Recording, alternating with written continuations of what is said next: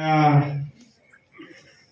ठिकाणी राष्ट्रीय संविधानिक हक्क परिषद आयोजित करण्यात आलेली आहे आणि या परिषदेला मंचावर उपस्थित सर्व सन्माननीय मंच आणि उपस्थित सर्व ओबीसी बांधव बंधू आणि भगिनींनो, म्हणून यामध्ये आपण आज लिहिला आहे, जिसकी जितनी संख्या भारी उसकी उतनी भागीदारी।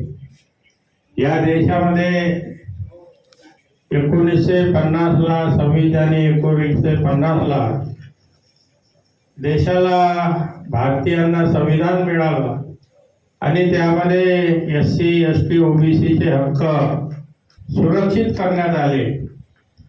SC आणि ST ला अधिकार मिळाले।